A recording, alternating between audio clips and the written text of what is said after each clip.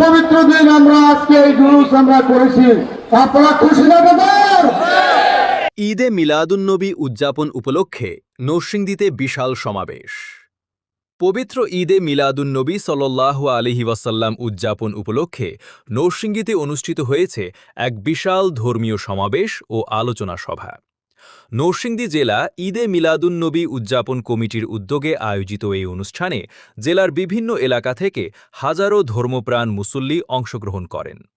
অনুষ্ঠানে নবী করিম হজরত মুহাম্মদ সাল্লাল্লাহু আলাইহি ওয়াসাল্লামের জীবনাদর্শ, মানবতার শিক্ষা এবং ইসলামের শান্তির বাণী নিয়ে আলোচনা করেন আলেম ওলামা ও অতিথিবৃন্দ। এ সময় উপস্থিত জনতা দরুদ ও সালামের মাধ্যমে প্রিয় নবীর প্রতি ভালোবাসা প্রকাশ করেন। বক্তারা বলেন, মহানবী হজরত মুহাম্মদ সাল্লাল্লাহু আলাইহি ওয়াসাল্লাম সমগ্র মানবজাতির জন্য রহমত হিসেবে প্রেরিত হয়েছেন।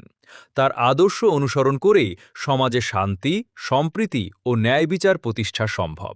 তারা আরও বলেন, আমরা কাউকে ভয় পাই না, আমরা আমাদের প্রিয় নবীকে ভালোবাসি, আর সেই ভালোবাসা থেকেই ঈদে মিলাদুন্নবী উদযাপন করি। নবীর প্রতি ভালোবাসা আমাদের ঈমানের অংশ।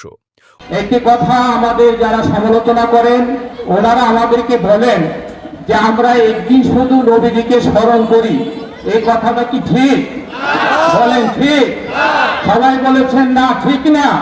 আমরাও বলি যে না, এই কথাটা ঠিক না।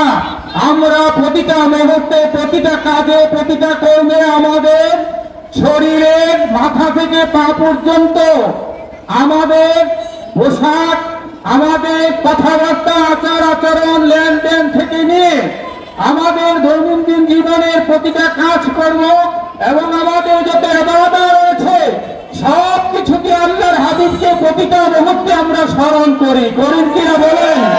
আল্লাহর হাবিবের সুন্নাহকে আমরা বাস্তবায়ন করি কিনা বলেন? যে নবীকে সৃষ্টি না করলে দুনিয়ার সৃষ্টি হতো না, খোদার প্রভুত্ব প্রকাশ পেত না। সেই নবীর আজকে পবিত্র বেলাদাত শরীফ। ঈদ মোবারক, ঈদ মোবারক, ঈদ মোবারক।